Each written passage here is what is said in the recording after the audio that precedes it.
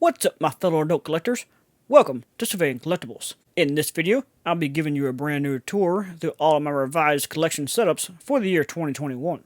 For this year, I decided to stick to a format that's closer to my typical review style, where instead of it being a real tour where I'm getting up and walking around the room, I'm really just going to be showing you pictures of all my shelves. If you've been watching my content for a while, then you know that my preferred manufacturing brands include Hasbro, NECA, Storm Collectibles, and more. However, if this is your first time on my channel, hi, my name is SeViLion, and here I'd like to discuss action figures and other collectibles based on my favorite movies, TV shows, and video games. If you find this video enjoyable or informative, please give me a thumbs up, don't forget to subscribe, and hit that notification bell. Because of the ever-growing expansion of my collection, I had to go ahead and move some things into my office near where I record at. I decided that the best thing for these shelves would be my NECA products. My top shelf is everything I have from Terminator 1 and 2. Below that, I have several Predators from various movies. And my third shelf down has all of my Alien Xenomorphs. Beyond this point, it gets a little more scattered because I just don't have that much per franchise. The last shelf attached to the wall has a little bit more horror stuff, and then finally ends with the Mcfarland Toys Headless Horseman from Sleepy Hollow. Still one of my favorite pieces to date. Before leaving this room, I do have one other set of shelves that houses my smaller collections. First, for Star Wars, I really only collect the Jedi and Sith characters with a few exceptions here and there. And then finally, I have the Ghostbusters Plasma series. Now, it's time to move on to my primary collection room. Starting on my left wall, I have a set of shelves that houses some more of my smaller collections, such as the Mcfarland Toys Matrix series from the early 2000s. I'm really hoping somebody comes along and makes some better figures to go along with the new movie coming out this year. Below the Matrix are the only NECA figures not in the other room. Teenage Mutant Ninja Turtles based on the 1990 movie, and The Secret of the Ooze. I can't wait to add April to this shelf. Below the Turtles, I do have a small collection of 1/18 scale cars, the only exception being the DeLorean, which is 1/16.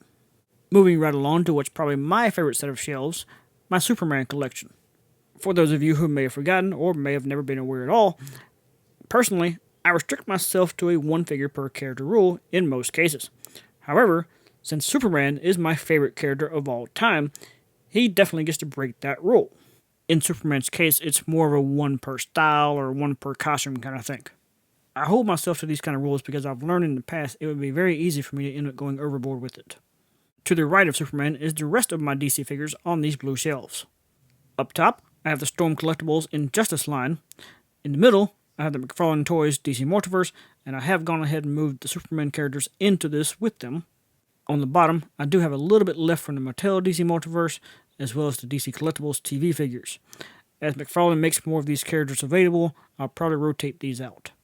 Moving on to my TV stand, we now go from DC to Marvel. My top shelf is meant to replicate the Endgame final battle. I know it's not 100% right because it's the wrong Thanos, the wrong Thor, but this is what I got for now. My second shelf is MCU Villains and other characters who were simply not a part of the Endgame battle. My third Marvel shelf is for characters who have not officially been in the MCU movies yet. So, X-Men, Defenders, Venom, stuff like that. The next part of my collection is the biggest, wrestling. Undertaker and Kane are my favorite wrestlers of all time, so, kind of like Superman, they get to break that one per character rule. After that, each shelf is broken up kind of by era or when each character was at their prime. It's a little bit mixed up, but it's just kind of the way I see it all working.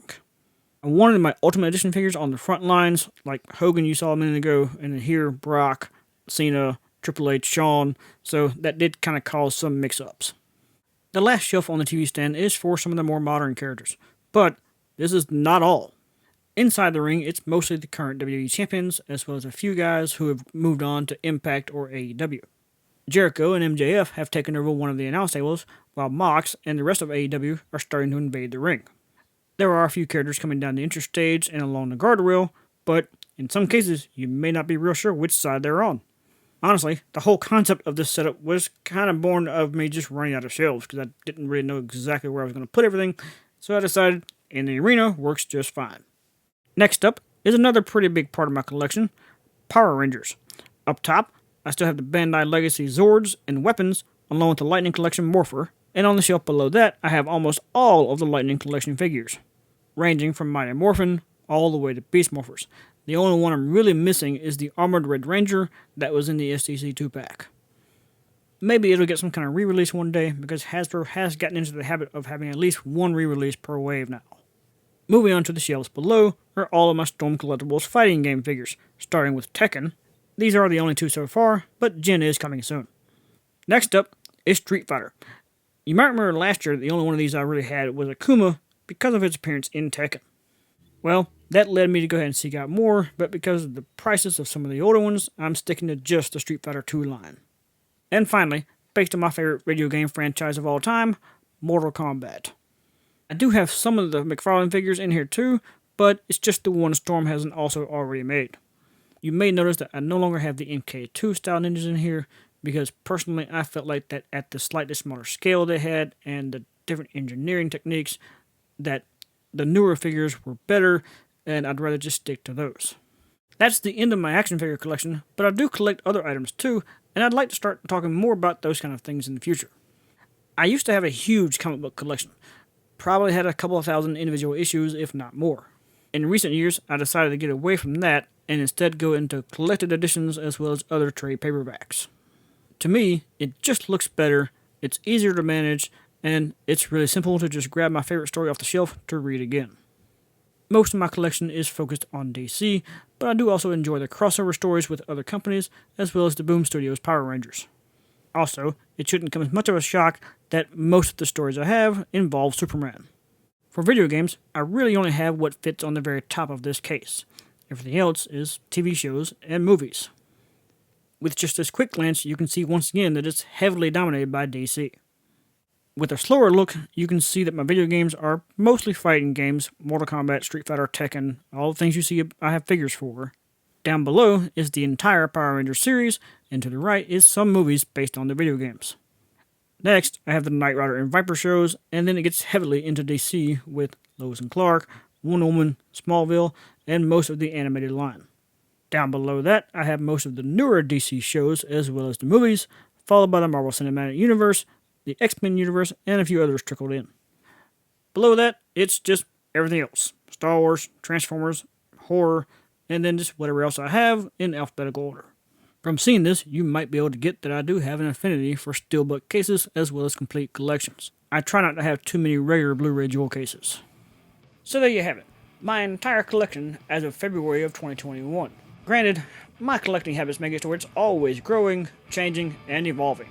Some pieces will be in the collection for years to come, others may not even make it to next year's collection video. With all that said, what do you collect? Do you have some of the same things that I do?